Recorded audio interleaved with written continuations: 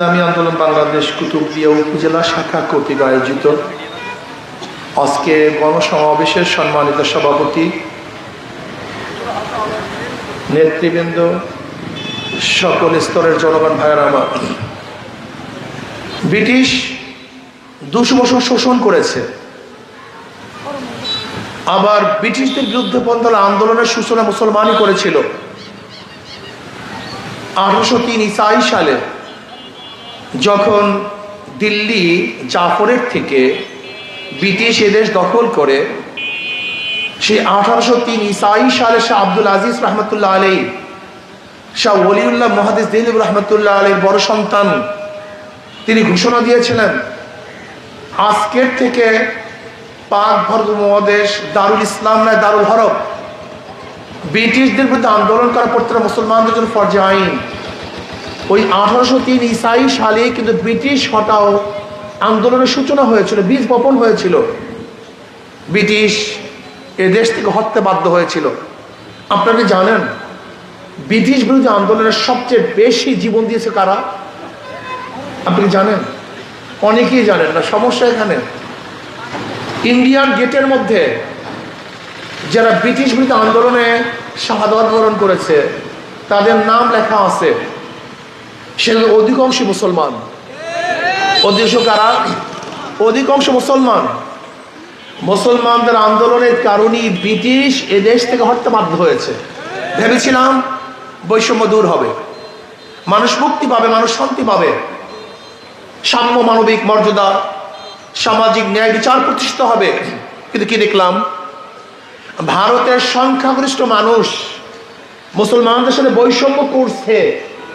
মুসলমানরা চিন্তা কি করছে যে মুসলমানদের জন্য আলাদা ভূখণ্ডের প্রয়োজন, আলাদা দেশের প্রয়োজন, নয়তো বৈষম্য দূর হবে না। এই মুসলমানদের আন্দোলনের কারণে পাকিস্তান নামে একটা দেশ আমরা পেয়েছিলাম। এই পাকিস্তান অন্য কার আন্দোলনের ফসল নয়, একমাত্র কাদের আন্দোলনের ফসল? সবাই কথা বলেন, মুসলমানদের আন্দোলনের কারণে পাকিস্তান পেয়েছিলাম। পাকিস্তানের দুইটা অংশ, একটা পশ্চিম পাকিস্তান, পূর্ব পাকিস্তান। দুই মেরুর মধ্যে পার্থক্য হলো 1700 কিলোমিটার দূরে। এই 1700 কিলোমিটার দূরেও ব্যবধানে ভারত থেকে একই নামে, ভারত থেকে আলাদা হওয়ার পিছনে একমাত্র কারণ ছিল ওরাও সংখ্যাগরিষ্ঠ মুসলমান, আমরাও সংখ্যাগরিষ্ঠ মুসলমান। তা পাকিস্তান কাদের দেশ? কথা বলেন না কেন? ঘটনা কি? সবাই বলতে হবে কাদের দেশ? এই দেশ মুসলমানদের অধিকার সবার, দেশ মুসলমানদের অধিকার সবার। রাস্তা করেছে আমি, চলার অধিকার সবার। প্রতিষ্ঠান আমার, পড়ার অধিকার সবার। বাজার করেছি আমি, বাজার করার অধিকার সবার। এই দেশ মুসলমানদের অধিকার সবার, অন্য কারো দেশ না। ভেবেছিলাম বৈষম্য দূর হবে, কিন্তু আমরা কি দেখলাম?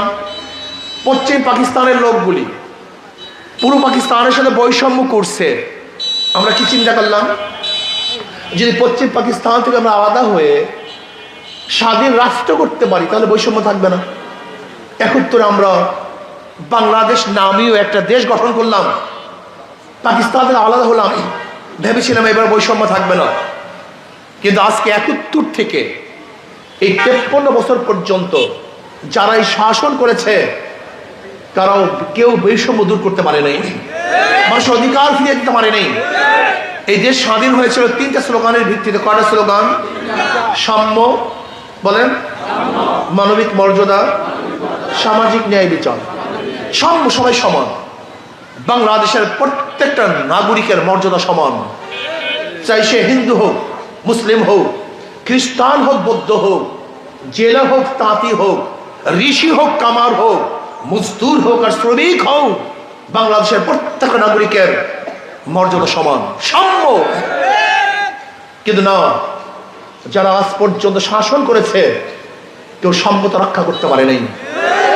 মানবিক মর্যাদা, আশরাফুল মাখলুকাত, এই মানুষদেরকে সর্বোচ্চ মর্যাদা দিতে হবে। আজকে কুকুরকে মর্যাদা দেই, কুকুরকে বিছানায় নেই। আর আশরাফুল মাখলুকাত, আল্লাহ পাকের সৃষ্টির শ্রেষ্ঠ জীব এই মানুষ আজকে রাস্তার মধ্যে ঘুমিয়ে থাকে। যেখানে নিশির কুয়াশা এবং বৃষ্টি এবং রৌদ্রের মধ্যে তারা ভিজতে থাকে, পড়তে থাকে। আজকে আশরাফুল মাখলুকাত, সৃষ্টির শ্রেষ্ঠ জীব, তারা এক মুঠা খাদ্যের জন্য কাক কুকুরের সাথে লড়াই করে।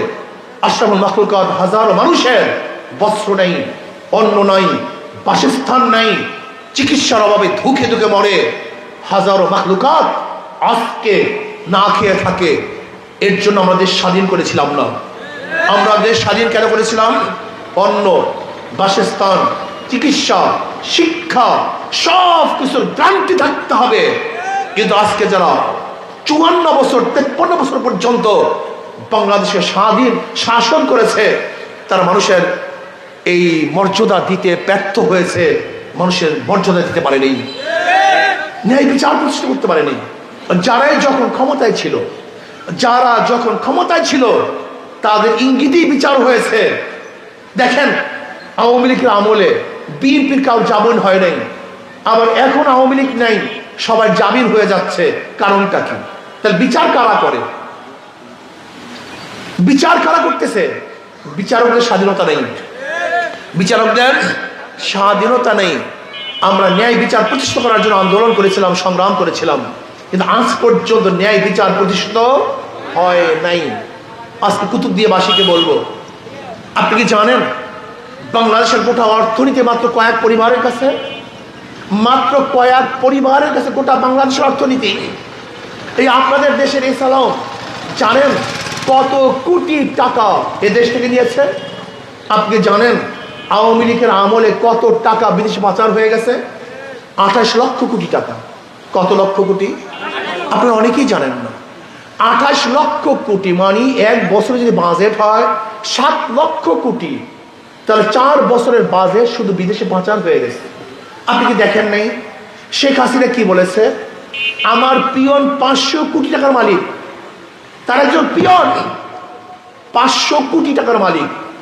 আমার পিয়ন হেলিকপ্টারে ঘুরে। এ বক্তব্য আমাদের না, খোদ শেখ হাসিনা। আপনারা কি বক্তব্য দেখেছেন যে ফরিদপুর জেলার একজন ছাত্রলীগের সভাপতি 2000 কোটি টাকা বিদেশে পাচার করেছে।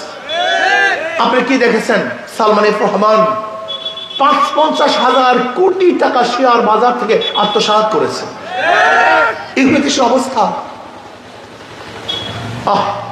আজকে হাজারো ঋষি, কামার, মজদুর, চামার, জেলে, তাঁতি, যাদের শ্রমের কারণে বাংলাদেশ এখনো আছে, তাদের কোনো গুরুত্ব নেই, তাদের ইজ্জত নেই, তাদের সম্মান নেই।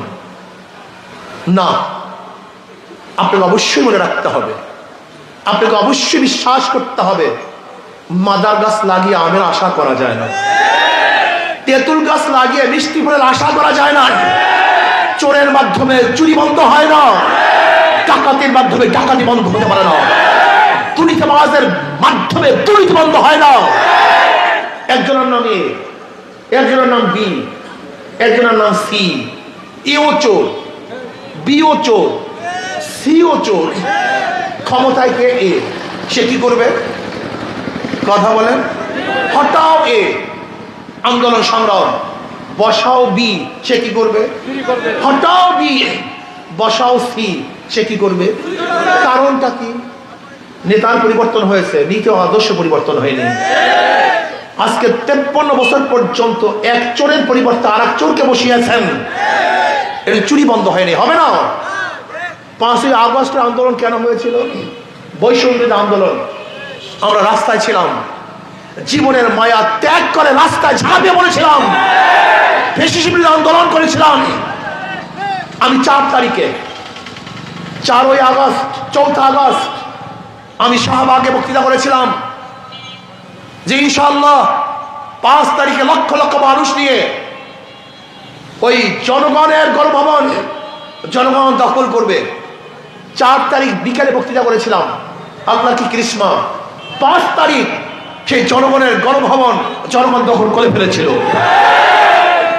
আল্লাহ কি কৃষ্ণা, জীবনের মায়া ত্যাগ করে রাস্তায় ছিলাম, ফ্যাসিস্টের বিরুদ্ধে আন্দোলন করেছিলাম। কেন? বৈষম্য বিরোধী আন্দোলন। চুরি থাকবে না, ডাকাতি থাকবে না, লুট থাকবে না, গুন্ডামি থাকবে না, বদমাশি থাকবে না। আমাদের বাংলাদেশের প্রত্যেকটা নাগরিক সমান অধিকার ভোগ করবে। আমার মা বোনেরা ইজ্জত আবরু নিয়ে রাস্তায় চলাফেরা করবে। আমাদের প্রত্যেকটা শ্রমিক তাদের অধিকার, ন্যায্য অধিকার ফিরে পাবে। আজকে কোনো মা বোন ধর্ষিত হবে না, লুণ্ঠিত হবে না, ইফতিরের শিকার হবে না। আমাদের শ্রমিকদেরকে আর দ্বিতীয়বার আন্দোলন করতে হবে না অধিকারের জন্য।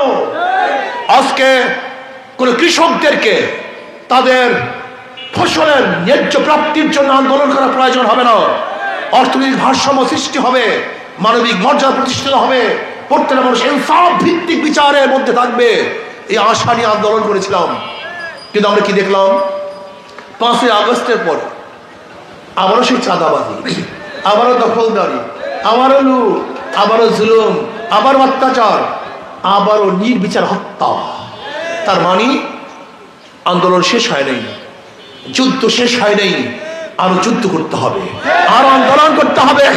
এই চোর থেকে উদ্ধার করা এক পর্যন্ত রাজপথ ছাড়া যাবে নয় ইনশাআল্লাহ। প্রিয় ভাইরা আমার, কুতুবদিয়া মহিষ খানের মানুষ দিন প্রিয়, ইসলাম প্রিয়, কিন্তু ইসলাম বুঝে না। ইসলাম প্রিয়, ইসলাম বুঝে না।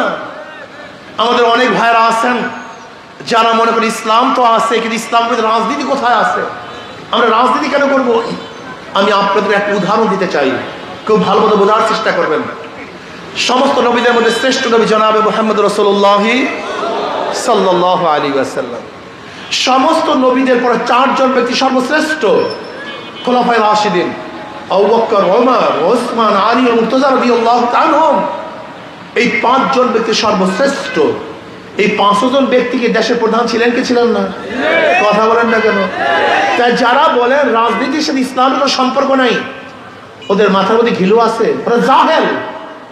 রাজনীতি করতে করতে রাজা হয়, রাজনীতি করতে করতে কি হয়? আর যেই 5 জন সর্বশ্রেষ্ঠ প্রত্যেকে রাজা ছিলেন। তো ইসলামের সাথে রাজনীতি সম্পৃক্ত আছে কি নাই? যারা বলেন নাই, ওরা ইসলাম জানে না, ইসলাম বোঝে না, ওরা জাহেল, ওরা মূর্খ। ওদের সাথে আমার কোনো সম্পর্ক নেই। ইসলামী আন্দোলন কেন করবেন? আমি 2 দিক থেকে বুঝাবো ইসলামী আন্দোলন কেন করবেন। ধর্মীয় দিক থেকে, রাজনৈতিক দিক থেকে।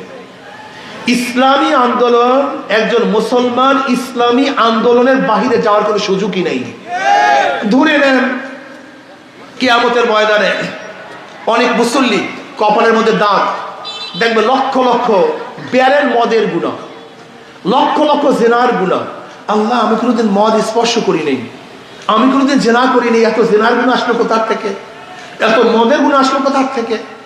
আল্লাহ বলবেন, আমি জানি তুই মদ স্পর্শ করো নাই, কিন্তু যাদেরকে ভোট দিয়ে মদের আইন পাশ করার সুযোগ করিয়েছ, সমস্ত গুনাহ তোর আমলনামায় লিখে দিস। ধরে নেন এটা একটা অ্যাসেম্বলি, এটা সংসদ, আমি স্পিকার, আমি একটা বিল উত্থাপন করলাম। বিলটা কি? আল্লাহ বলতে কিছু নেই। বিল কি? আল্লাহ বলতে কিছু নেই। ধরে নেন এর সমর্থনে কে কে আছেন? যারা যারা হাত তুলবেন, ইমানের অবস্থা কি? বোঝেন না আমার কথা? ইমান আছে? হাত তুললে ইমান, তার মানে এই হাত তোলাটা কি বুঝছেন? ভাবছেনটা কি? ইমান থাকতেও পারে। যদি ধরে নেন সংসদে বিল উত্থাপন করলাম, বাংলাদেশে মদ বৈধ, মদ বৈধ, মদ বৈধ, যারা হাত তোলার হাত হাত দিচ্ছে, হাত দিচ্ছে, হাত দিচ্ছে, আপনার হাত তোলার কারণে মদ কি হয়ে গেছে? কথা বলেন। এখন যাদের হাত তোলার কারণে মদ বৈধ হয়ে গেছে, এখন মদ যারা পান করবে গুনাহ কে নিবে? কথা বলেন না কেন? এর জন্য কিয়ামতের ময়দানে হাজারো মুসল্লি দেখবে লক্ষ লক্ষ ব্যারেল মদের গুনাহ, হাজারো মুসল্লি দেখবে লক্ষ লক্ষ জিনার গুনাহ। আল্লাহ, এত গুনাহ আসলো কোথার থেকে? আমি তো কোনো মেয়ের দিকে তাকাই নাই।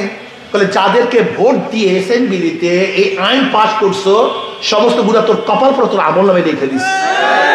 এই জন্য একজন মুসলমান যে আল্লাহকে বিশ্বাস করে, সে কোনো অবস্থাতেই চোর, ডাকাত, বদমাশ, ইসলামের বাহিরের নীতি আদর্শ কোনো ব্যক্তিকে ভোট দিতেই পারে না। এখন বলতে পারে হিন্দুরা দিবে কেন, খ্রিস্টান ইসলামের পক্ষে ভোট দেবে কেন, হাত পাখা ভোট দেবে কেন? কারণটা কি?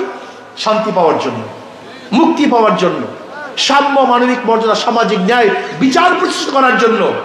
একমাত্র ইসলামই পারে সমস্ত মানুষের অধিকারকে ফিরিয়ে দিতে। ইসলামের বাহির কোনো নীতি ও আদর্শ কোনো মানুষকে অধিকার দিতে পারে। যেরকম 5ই আগস্টের পরে মন্দিরগুলো কারা পাহাড়ি দিয়েছে? ইসলামী আন্দোলন লোক, ওলামায়ে কেরাম, প্রত্যেক মন্দির তারা পাহারা দিয়েছে। কিন্তু ইসলাম লা ইকরাহা ফিদ্দীন, আমরা কারোর উপর জুলুম করি না, অত্যাচার করি না, অবিচার করি না। মনে রাখতে হবে, একজন মুসলিম মেয়ের সাথে অবৈধ কাজ করলেও যে শাস্তি, একজন হিন্দু মেয়ের সাথে অবৈধ কাজ করলে একই শাস্তি। একটা মুসলমানের ঘরে চুরি করলে যে শাস্তি, একটা হিন্দু ঘরে চুরি করলে একই শাস্তি। একজন মুসলমানকে হত্যা করলে যে শাস্তি, একজন হিন্দুকে হত্যা করলে একই শাস্তি। সাম্য, মানবিক মর্যাদা, সামাজিক ন্যায় বিচার। সবচেয়ে আমার দুঃখ লাগে, কষ্ট লাগে গরিব দিকে দেখলে, সবচেয়ে কষ্ট লাগে গরিব দিকে দেখলে। ইসলামের গোটা অর্থনীতি গরিবদের জন্য, ইসলামের গোটা অর্থনীতি গরিবদের জন্য, অথচ কপাল পোড়া এই গরিব মানুষ ইসলামকে পছন্দ করে না। যারা ওদেরকে লুট করে, ধর্ষণ করে, হত্যা করে, জুলুম করে, চুরি করে, তাদেরকেই পছন্দ করে। কিন্তু যারা ওদের মালকে রক্ষা করে, ইজ্জতকে রক্ষা করে, ওদেরকে সাহায্য করে, সহযোগিতা করে, তাদেরকে পছন্দ করে না। আমার গরিব বন্ধুরা, তুমি কি জানো বর্তমান পুঁজিবাদী অর্থনীতি 100 বছর থাকলেও, 1000 বছর থাকলেও গরিব গরিব হবে, গরিবরা ধনী হবে না। আর ইসলামী অর্থনীতি অ্যাপ্লাই করলে আগামী 5-10 বছরের মধ্যে সমস্ত গরিব দরিদ্র সীমার উপরে চলে যাবে। কারণটা কি? এর কারণটা কি? ধরে নেন, আজকে একটা ব্যাংকে যাবেন, বলবেন ভাই ব্যাংকওয়ালা, ম্যানেজার আমাকে 5-10 লক্ষ টাকা লোন দেন। ব্যাংকওয়ালা কি বলবে? আপনার কাছে কি লোন আছে, মর্গেজ আছে? যদি মর্গেজ না থাকে তাহলে তাকে লোন দেয়া, তার মানে ব্যাংক ধনীকে ধনী বানায়, ধনীকে ধনী বানায়, গরিবের জন্য ব্যাংকের কোনো হেল্প নাই। আর ইসলামী অর্থনীতি সব গরিবদের জন্য, জাকাত কাদের জন্য? গরিবদের জন্য। ওসর গরিবদের জন্য, ফিতরা গরিবদের জন্য, মানব গরিবদের জন্য, দান গরিবদের জন্য, ইসলামের গোটা অর্থনীতি গরিবদের জন্য। আমি বিশ্বাস করি ইসলামী হুকুমত যদি আসে, আগামী 5-10 বছরের মধ্যে প্রত্যেকটা গরিব দরিদ্র সীমার উপরে চলে যাবে। ইসলামী হুকুমত আসলে আমরা কি করব? যদি কেউ বিদেশে যেতে চান, সরকারি খরচে তাকে বিদেশে পাঠানো হবে।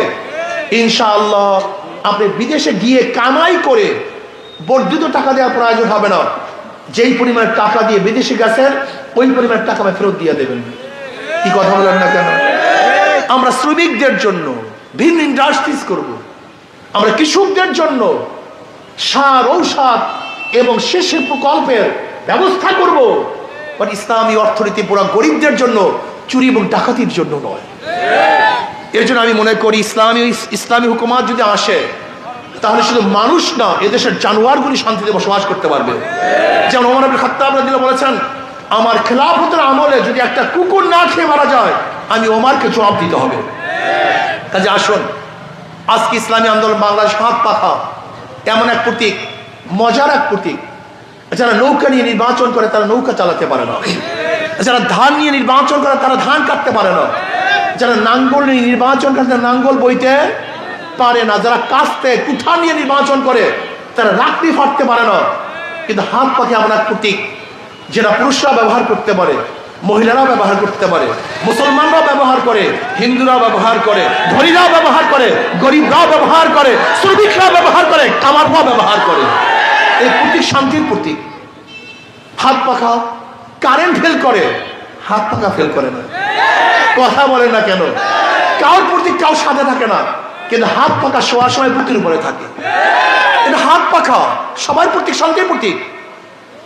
আজ পর্যন্ত হাত পাখা জন্ম হওয়ার পর থেকে কথা এবং কাজের মধ্যে অমিল হয় নাই, মিথ্যা কথা তারা বলে নাই, মিথ্যা আশ্বাস আজ পর্যন্ত দেয় নাই। যা বলেছি সত্য বলেছি। মিলিয়ে দেখুন, ইসলামী আন্দোলন বাংলাদেশ প্রথম থেকে আজ পর্যন্ত যা বলেছে সত্য বলেছে, যা বলেছে তার উপরে আছে, আজ পর্যন্ত বিচ্ছুত ঘটে নেই। কাজে আসুন, কুতুবদিয়াবাসীকে বলবো, বিভিন্ন দল দেখেছেন, সবুজ বাংলা দেখেছেন, সোনার বাংলা দেখেছেন, ডিজিটাল বাংলা দেখেছেন, স্মার্ট বাংলা দেখেছেন, সব বাংলা দেখা শেষ ইসলামের বাংলাদেশ। সব মার্কা দেখা শেষ হাত পাখার বাংলাদেশ। ইনশাআল্লাহ আমি আশা করি যদি ইসলামী আন্দোলন বাংলাদেশ শক্তিশালী হয়, এই জনগণ শক্তিশালী হবে। যদি ইসলামী আন্দোলন বিজয় হয়, বাংলাদেশ বিজয় হবে। যদি হাত পাখা কামিয়াব হয়, বাংলাদেশের প্রত্যেক নাগরিক কামিয়াব হবে ইনশাআল্লাহ। কাজে আজকের থেকে আর কোনো দল নয়, আর কোনো মত নয়। আজকের থেকে আমি একজন মুসলমান, আমার দল ইসলাম। আমি একজন মুসলমান, আমার নেতা জনাবে মুহাম্মদ রাসূলুল্লাহ সাল্লাল্লাহু আলাইহি ওয়াসাল্লাম। আল্লাহর কর্তৃত্ব, নবীর নেতৃত্ব, আল্লাহর কর্তৃত্ব, নবীর নেতৃত্ব, অন্য কারোর নেতৃত্ব আমি মানতে পারি না, মানবো না ইনশাআল্লাহ। আজকে থেকে ইনশাআল্লাহ আমরা সবাই জীবনভর বহুত পার্টি করেছি, সব পার্টি শেষ। আজকের থেকে আমরা ইসলামী আন্দোলন বাংলাদেশে অন্তর্ভুক্ত হব। রাজি আছেন ইনশাআল্লাহ? কে কে রাজি আছে? দুই হাত তুলে নারায়ে তাকবীর। আল্লাহ আমাদের সবাইকে কবুল করে নেন, আমাদের সবাইকে কবুল করে নেন। আজকে মাহফিল আছে আমার।